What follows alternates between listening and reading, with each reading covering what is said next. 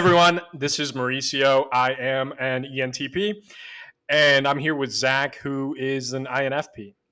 Howdy, y'all. This is the first of your type interviews.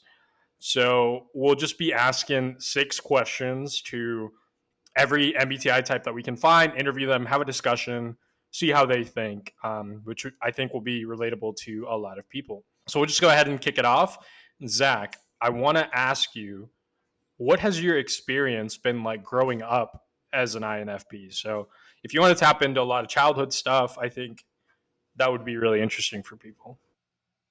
Yeah, it's interesting because the INFP type, I think, I had a friend describe me recently as gently assertive, which I thought that was an interesting way of putting me because I think something that I've noticed throughout my life is I've been very much stuck with my convictions. Whatever I feel is right for the situation, that's what I'll do.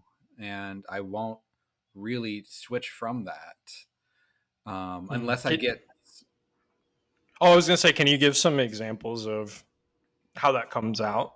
Yeah, so I've told this story maybe before on this channel, but I this is one that I think encapsulates a lot of this nicely. This was a few years ago when I was in Washington D.C. and I was there with some friends, and we were at the Smithsonian Museum, and everyone in the group really wanted to go see the Natural History Museum there, and I didn't even really think like, oh yeah, that would be fun. Like we're going as a group of friends. My first immediate instinct was, hell no. I'm in Washington D.C. I'm going to go see the American History Museum because that just made sense to me. I'm in the capital of the U.S. Why would I not see something that is relevant specifically just to here? And Mm-hmm. so I took myself and I told my fiance Hannah, I was like, "Hey, do you want to go see this instead?" And she said yes. And we spent the next 2 hours separate from the rest of the group. It didn't bother me at all. It didn't make me feel uncomfortable of like, oh, like what are the others going to think? Because I knew like, hey, I'm not hurting anyone and I'm just doing what matters to me. Now, I can think of times when I was younger that sticking to those convictions might have been a little more weird and might not have worked out as well. When I was in maybe fourth grade, I had a little toy stuffed monkey Oh, I that, was going to bring this up. I'm so glad you're bringing it yep, how could I up. forget Mono? Lord. He was just a little monkey. He had it was like a little sock cloth monkey. It had magnetic hands and feet that would clap together. And I loved that little thing. But I would bring it to school sometimes and I would just tell people like, "Hey everyone, this is my monkey." And specifically, I would say, "This is my mono. His name is Ronaldo." Because to me it was just like, I Uh, like this. Why would I not do this? It just right. makes sense to me. And a lot of that is just regular kid functioning of like you don't know what's normal and what's not normal. But I think there are kids that are more normal and more weird than other kids. And for me, I think a lot of that INFP-ness came out as being a pretty weird kid a lot of the time. Yeah. Well, and so for the audience, that's when we became friends. Um, and to me, it was really interesting because he was odd. Like he really liked. Yeah, I mean, he had this whole Star Wars thing too that he was really into. He would carry like Harry Potter wands at times. Yeah, yeah, You're he had the making me pet want to bully monkey. myself here. Dude, so yeah, like he had a lot of like very marked, very he had a lot of very like distinct interests that he was like very open about, and he like wanted to share with people at times.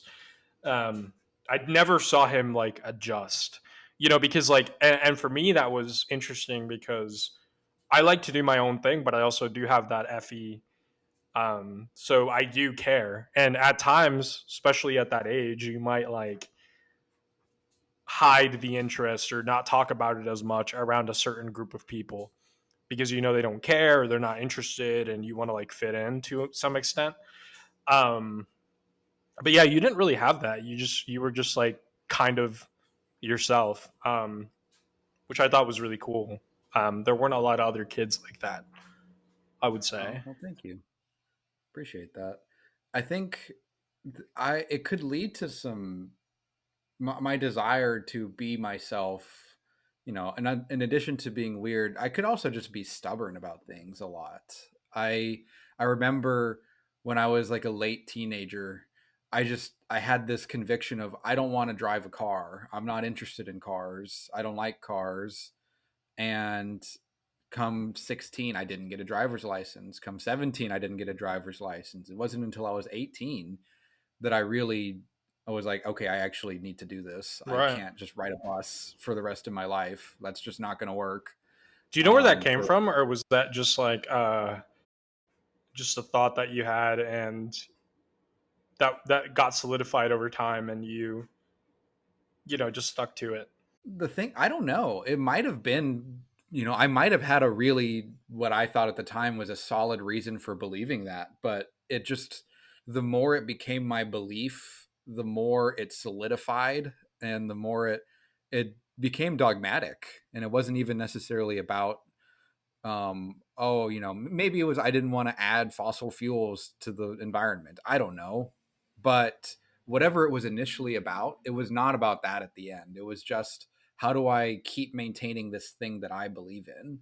And for me, it was, don't drive, don't get a license, don't practice, don't learn. All of that was maintaining that belief. It was the Hmm. same thing with, in college. I was vegan for like a year and a half. And I started off just as like, hey, you know what? Why not just see what this is like? I Yeah, might as well experience it. I almost pretty much I decided on a whim. I was eating vegetarian for a week or two, and then I made like a complaint in the store about how expensive Greek yogurt was, which, it is rest pretty in peace. expensive to Back me. then, it was probably only like $3, And it's probably like or $100 now for a container. easily. And my fiance said like, well, why don't you just go vegan? And she said it mostly as a joke, I think, but I was like, sure, why not? And for the next year and a half, I was That's vegan. wild, dude. It was a long time. It was a really long time. And I like, the more I did it, the more it was just solidifying into my beliefs of like, hey, you know what? Like, I value this. I value not eating animals. I value not what I Right. thought was not adding to climate problems. I've since kind of changed my stance on it, and I'm no longer vegan. But it was interesting now to go back and see how that process became such a moralistic conviction for me. Hmm. Yeah, it's something that I noticed on what based on what you said that was interesting is just the order of the reasons. Like it's conviction first and then reasons coming Mm. from the conviction Mhm. later, as opposed to reasons coming to a conviction, which is like a lot of what TI might be, for example. Well, and that's how I go about a lot of things. I'll come to a conclusion, like I'll have some sort of snap initial judgment, and I'll hold on to it. I'll try to not hold on to it too tightly, but my next step with pretty much everything I do is going out and to the world and just asking as many people as I can their opinions about it, and trying to get as many different perspectives on a thing, on an issue. Sounds like your TE coming to life. Uh, I think yeah, it is a combination of both my extroverted functions there. yeah, I'm just out there trying to establish whatever's working, and whatever patterns are out there that might explain whatever I've felt initially. My own feeling is driving my questions that I ask out in the world. that is super interesting. And I think we also have the unique perspective of like we've known each other for a long time, and I can say that that wasn't the case when he was younger. I think conviction was reality, Hmm. and it just kind of painted over everything else. But I think as you've developed and tapped in your other functions, you have the conviction, but now you want to maybe go somewhere else to collect more data, see what the tribe thinks, that kind of thing, as opposed to just immediately going off that judgment. Which is a self awareness thing. Like I think you've just developed and become more self aware, which is good, right? Like that's what you want. Yeah, it's just part of growing up. I think it doesn't matter what your type is. That's just going to be something that we all need to develop. I think in my particular case, yeah, it does come through the ability to pause the strong conviction and say, okay, but let's actually check what else is going on there. I am such an introvert that I very easily can live my entire life in my head, which is not great because there's a whole world around me. Right, right. So it's figuring out how to pause what's going on here to go out and explore there. Mm-hmm. No, that totally makes sense. And with that, I'll go to the next question I wanted to ask, which is how would you describe yourself from a high level? So not just your experience, but if you had to write a bio about yourself without using your accolades, what would you say? I would say that I'm honestly, if I was to give myself a word, it would probably be patient because Patient.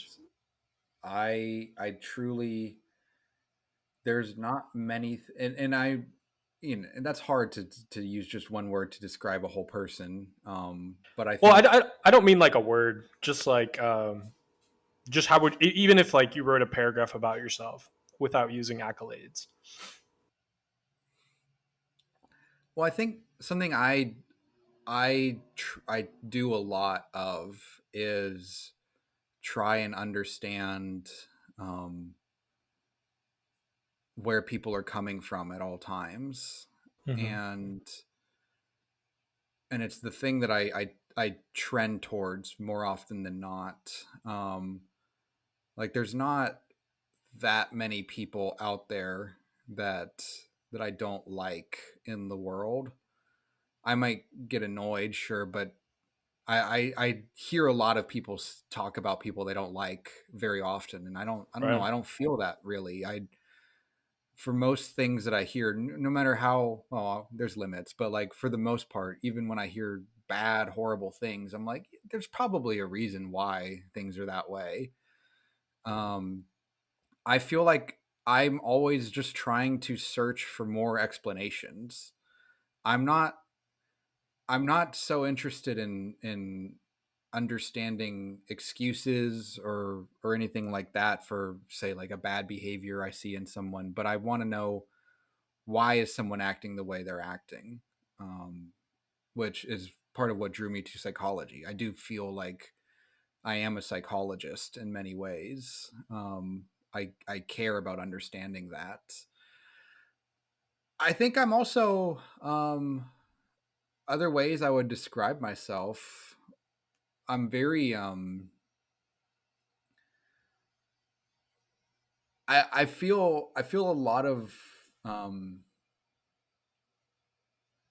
turmoil, and I mean turmoil in the sense that there's part of me that is very like grounded and almost like stubbornly stuck into the ground. Like I like the image in my head is like a giant like a mole that burrows into the ground, and just plants itself there. Because I feel like there's part of me that is very like wants things to stay the exact same way, very like rigid.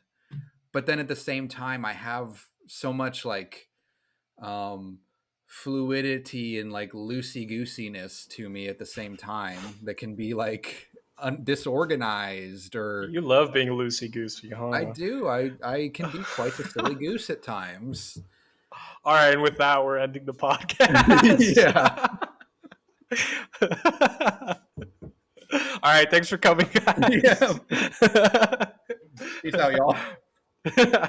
No, I know what you mean. There is like a dance, I feel like, for you between being fluid, being open, jumping from thing to thing, and also having like a frame that you are not comfortable leaving, I guess.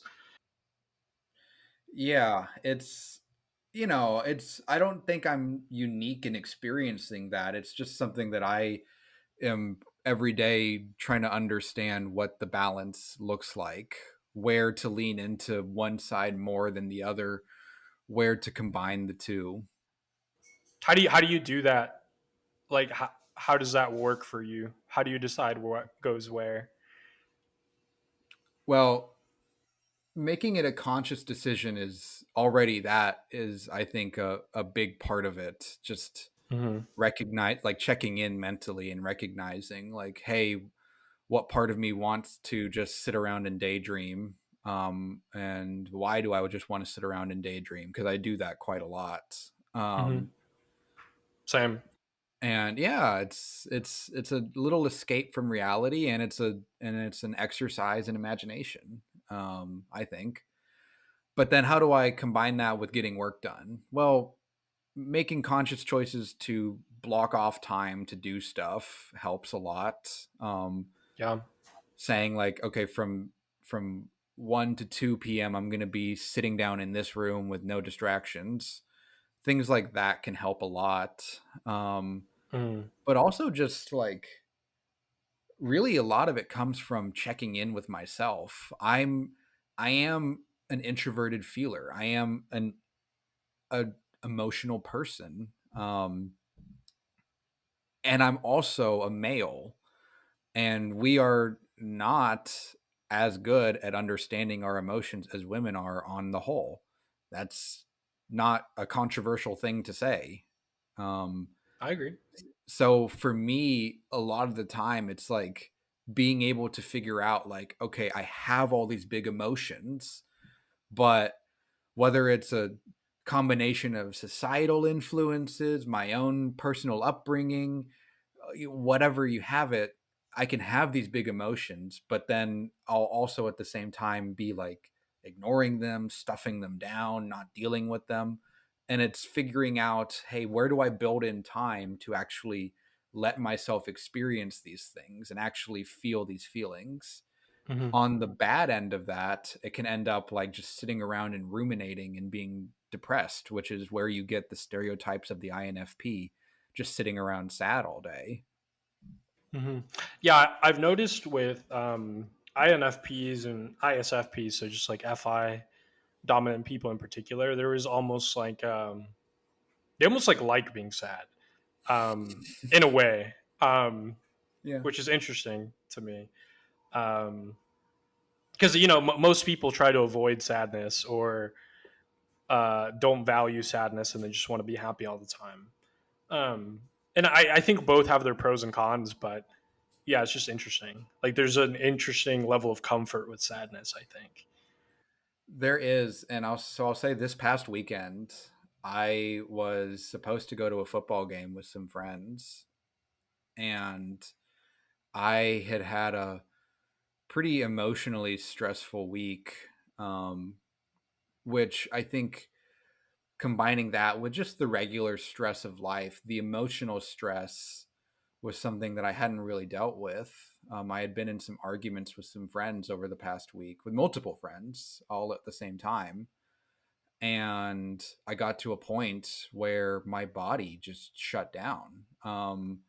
I was, again, supposed to go to this game, and like about an hour before, I developed a migraine, and I threw up. I had digestive troubles, and I just laid in bed for the rest of the day. Um, Wow.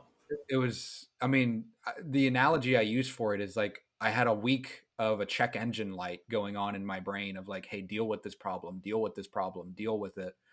And then come Saturday, the engine caught on fire and I had to pull the emergency brake. And in that period where I was just kind of sitting in the dark because I had a migraine, I didn't want to have anything around me.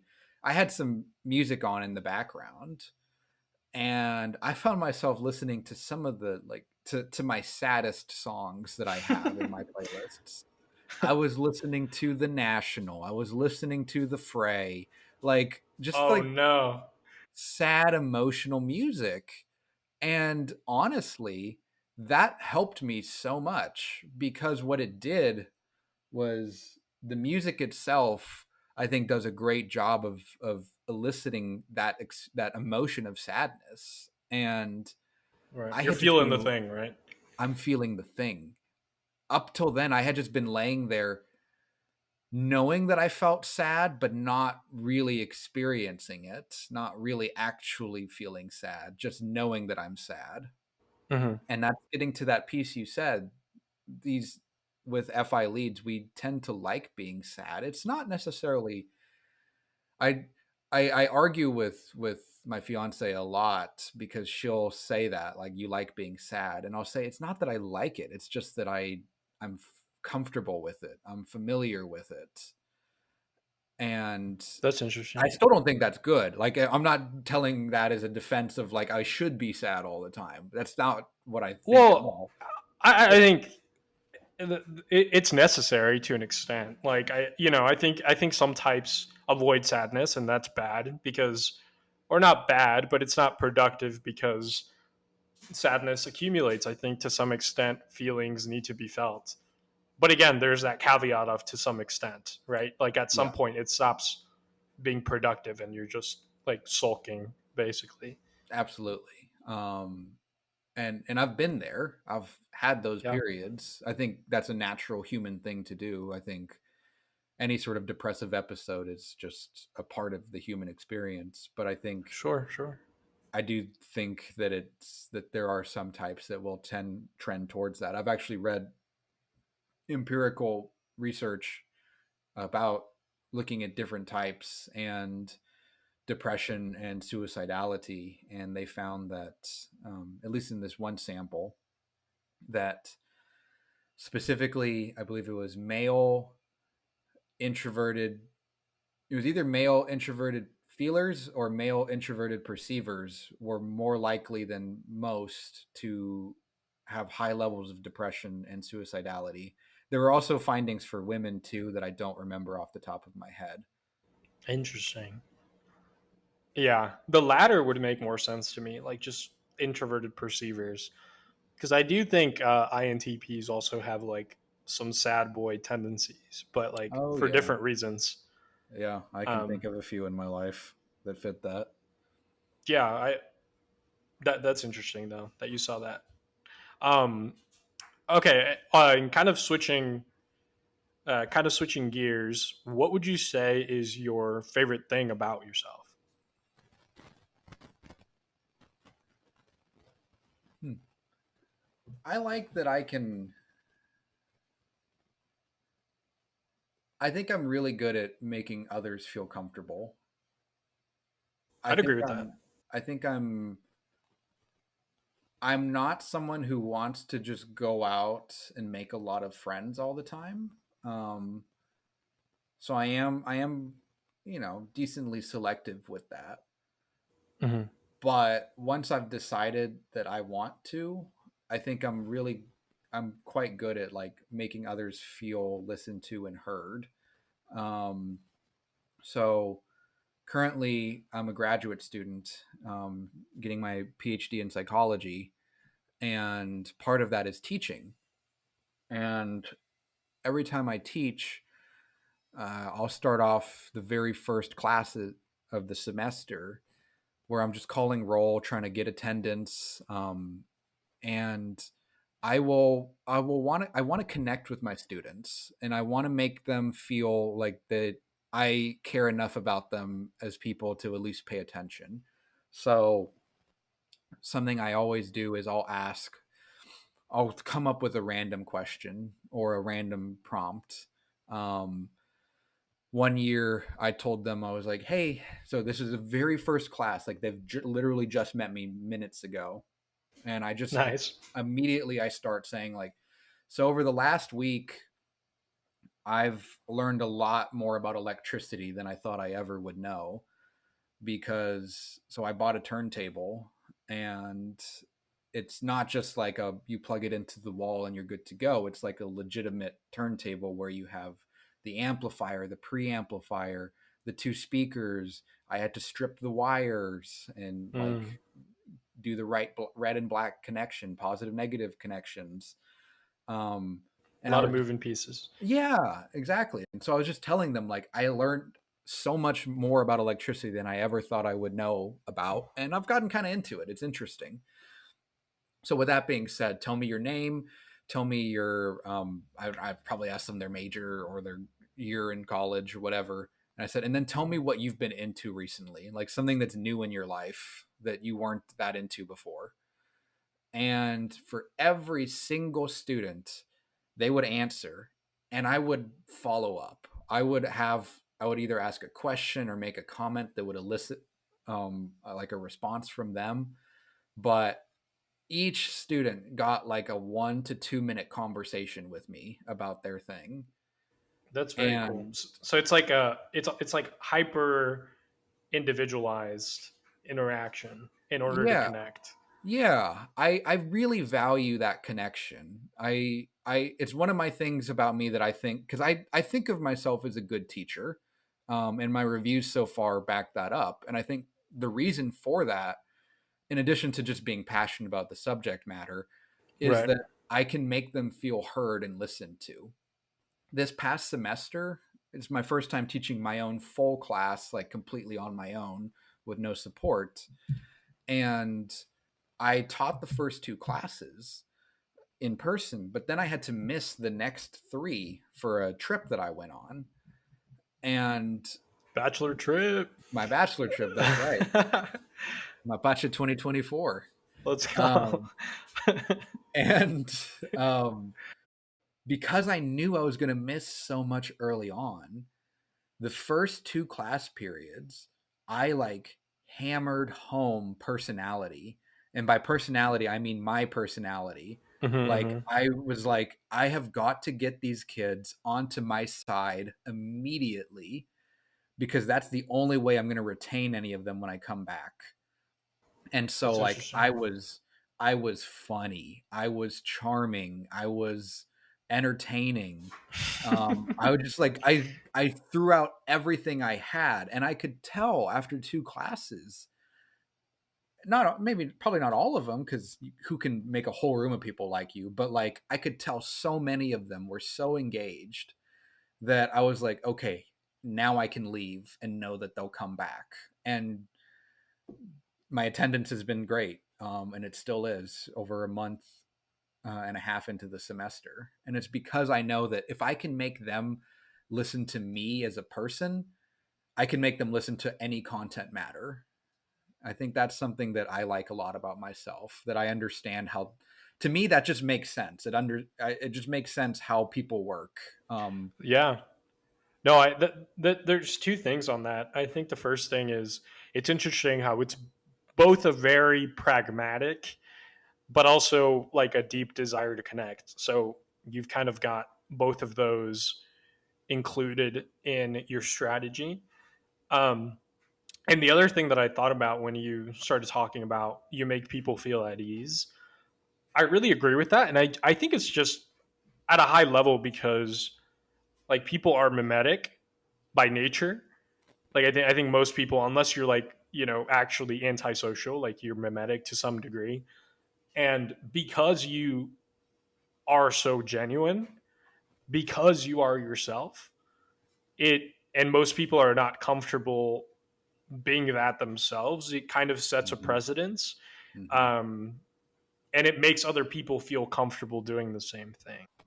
And so you unintentionally create that space. And maybe in some degrees, like now intentionally, once you're aware of what you can do, but naturally you have this unintentional tendency to do it just kind of by showing up as you are, right? Like without needing to mask how you're feeling, your perspective, your demeanor, whatever, right? It gives people permission to do the same. And I think that's why you also like you connect with people in a different way. Um, I think the people that know you and like you, they don't kind of like you. Like they love you, and it's because there is like that deeper level of connection and understanding. Um, so I think it is a very good trait. Then I think you're right in identifying them. Is what I'm trying to say.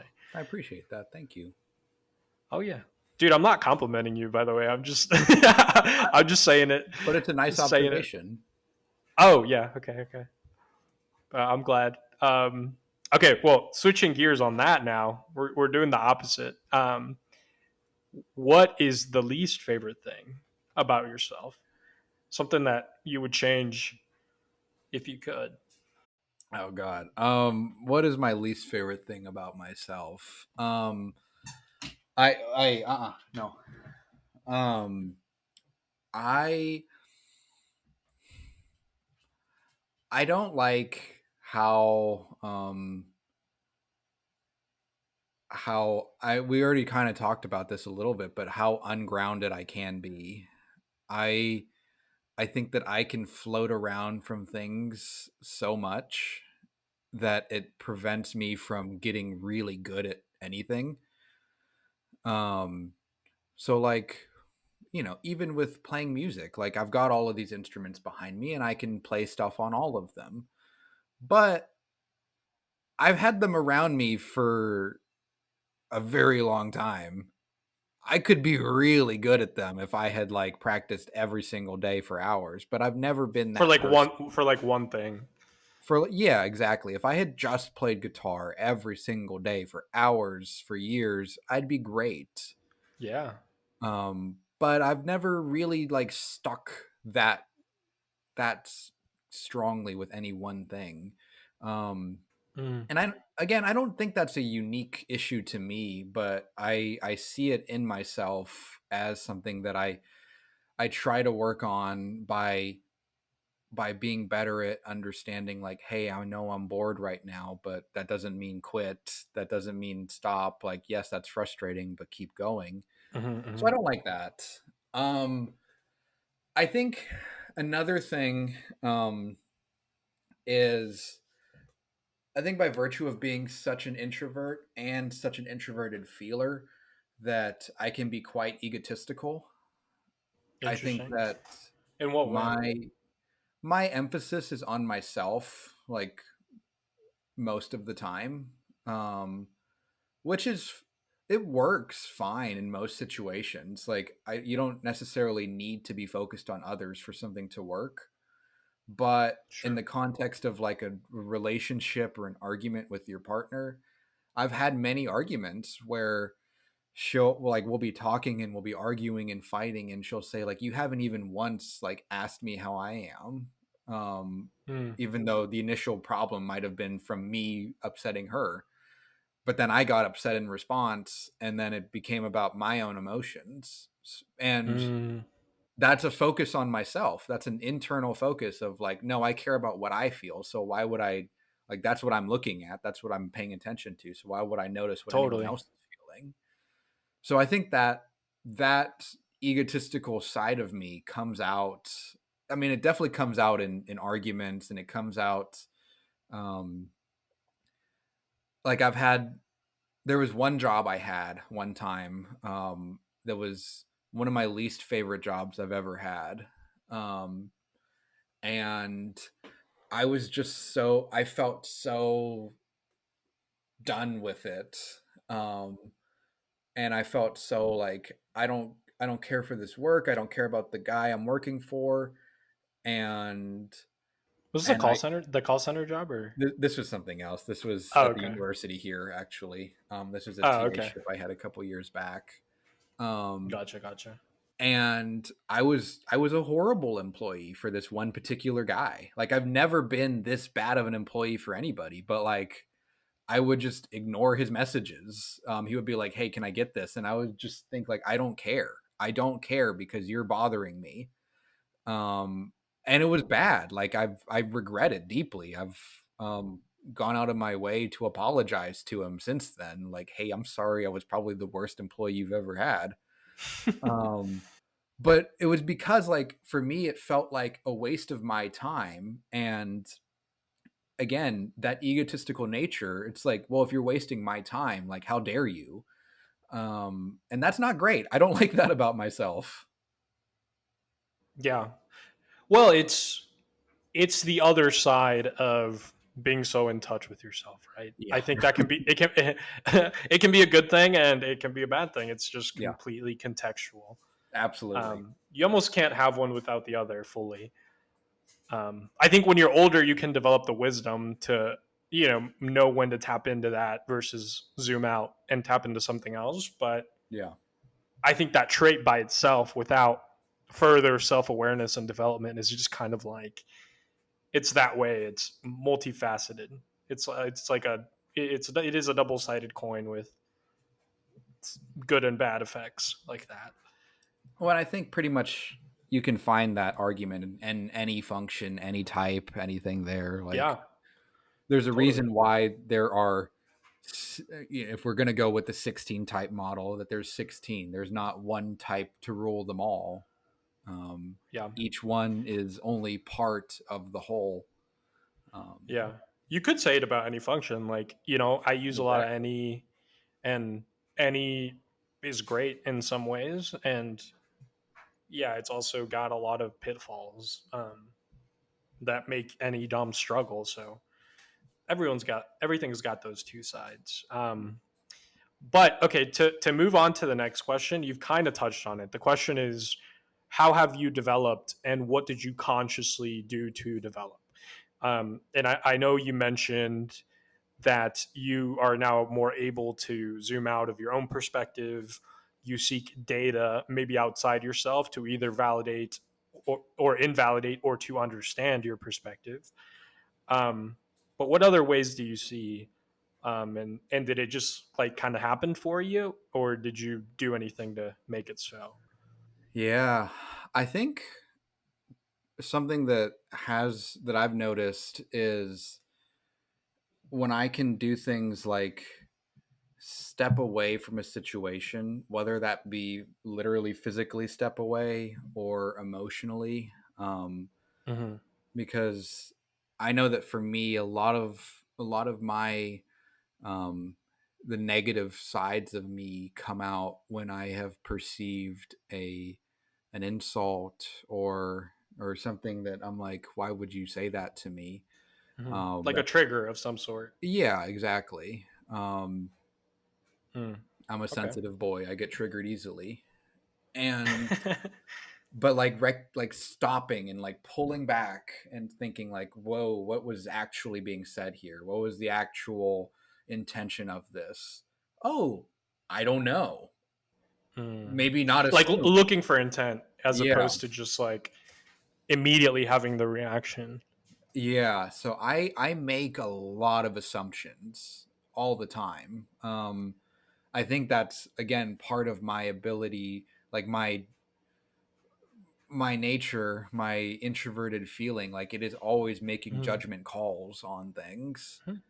Um It is a judgment function, it so it is. And I makes think total sense. Yeah. a lot of the time, again, like we're talking about with these trade-offs, a lot of the time it's useful and I make correct judgment calls. Like my calls to do things like, so like on my bachelor trip, I invited a friend who he didn't really know many other people on the trip, not you. Um, No, I know. but I invited this one guy who didn't know that many people. And everyone was like, "Really? Like, why are you inviting him?" Like, not in like a negative way, but just in like a that was surprising way. And my thinking was like, even though I don't know for sure, part of me does know that he's going to be entertaining and everyone's going to appreciate having him around. And I was making a lot of assumptions with that. I was like, because I'm assuming that his style of entertainment is going to be everyone's cup of tea, which it might not be, but I still operated based off of that assumption. And I was like, yeah, I want this in addition to just being my friend, like I want him there for this particular reason. And it worked out. Like everyone was really happy he was there, and he got along Yeah, with he was everyone, awesome. got along with him. Yeah. Um, that's a place where it's making assumptions based off of my own feelings work. But sometimes I make them in cases like in an argument with my partner. I'll assume she doesn't. I'm trying to. I don't know if I have a specific example, but I've just assumed like, oh, like I just figured you wouldn't want to do that, and she's like, why would you think I didn't want that? Um, Right. Things like that. I've just because I just had a feeling of it, and I again, my feeling is what drives me. So to me, my feeling is correct. That's not how the world always works, though. My feeling might be accurate at times, but that doesn't make it always correct. So besides looking outwards to get data, like getting actual people outside of yourselves input, um, which I know you touched on earlier, what ways or what kind of things helped you develop that, to kind of get away from your own perspective when it's incorrect or inappropriate, I guess? Um,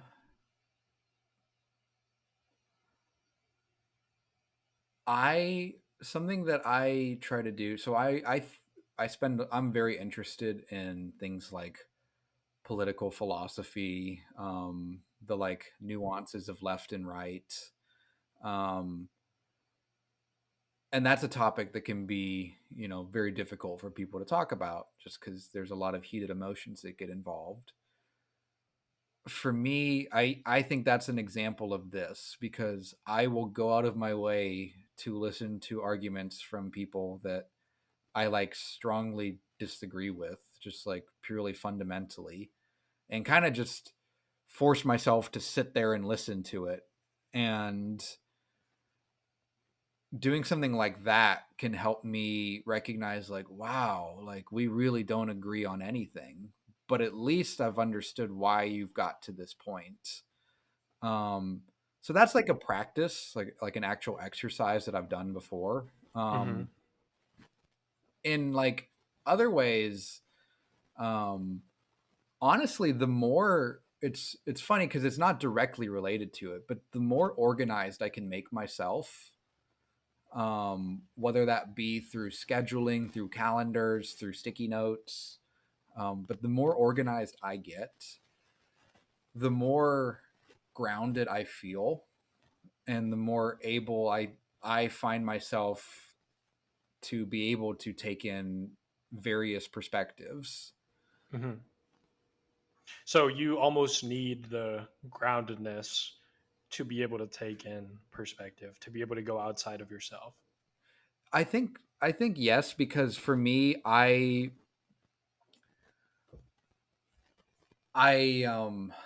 don't know if like gullible is the right word, but like I can, if you tell me something, I'm not gonna like instantly be necessarily. Hmm. It's not it's not always the case, but like in general, if someone tells me something, I'm not instantly like trying to break it down like immediately. I'll go along with it. Ah, sounds Um, like me, dude. yeah, Yeah. I'll play along. I like playing along. I think it's fun when you play along with things, like even when it's crazy. Oh yeah. Um, and um, I I think being more grounded and more stable allows me to be able to play along more because I know better what my identity is. I know who I am if I'm stable. If I'm not like all shaky in the wind or whatever, like if I'm planted, I know who I am and I can take in whatever information, and it won't affect me. It won't like shift my worldview so rapidly and violently that I need to like reconsider everything. So to me, being able to have that stability within, goes a long way for being able to take in those ideas. That's super interesting. That's super interesting. It totally makes sense because now you're not at risk of jeopardizing your identity, right? Like you're just, Yeah. yeah, you've set the parameter. I think it's also interesting. Like activating, like you're almost like activating your tertiary and inferior functions, so your SI and your TE, Hmm. by creating that structure. And then in creating that structure, now you're able to collect data in a TE way. Like you're just seeking facts and perspectives, without almost any like personal bias. Um, Yeah. but structuring your life is almost like, what allows you to tap into that. It's very interesting. Yeah. I don't know if that's accurate. That's just like my read. I agree with that. That's very interesting. Um, okay, and last but not least, since you obviously are an INFP and you've developed a lot in the time that we've known each other, if you had to give another INFP some words of wisdom or some ways to help them become better, what would you say to them?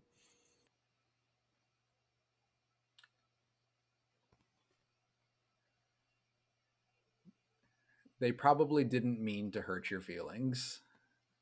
I think is something that we all need to hear. It's great Um, advice. and just, I would say, know who you are. I think there is so much, again, fluidity with this type that it can be hard to stay planted. Thinking, my thinking function being my inferior, my unconscious function, however you want to phrase it, it can be hard to stay like super logical and organized and all that. But figuring out who you are, because you can be anyone as long as you are authentic to that. Mm-hmm. Understanding that, and just not being so there's a phrase, don't be so open-minded that your mind falls out. Right, right. You know, it's it's great to take in all of these fun new ideas, but start to learn to build a filter. Mm-hmm. I would say those would be my main things for any young aspiring INFPs. Aspiring. Don't kill yourself. I know a lot of us do it.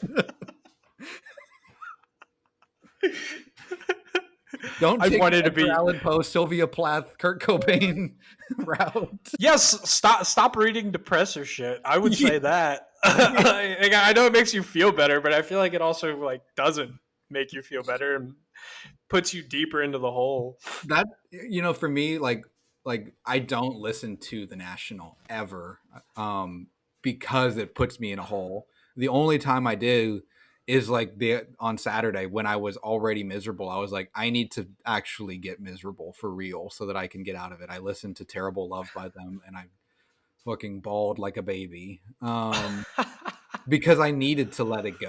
I needed to get it Yeah, yeah. out.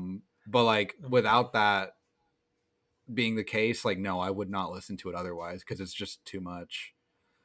It's too much sadness. Don't need that. Not It's not Mm, helpful at all the time. yeah, yeah. I think it could keep you stuck if you're not careful. But anyways, man, thank you so much for everything that you shared. Hopefully, some people can resonate and learn a thing or two.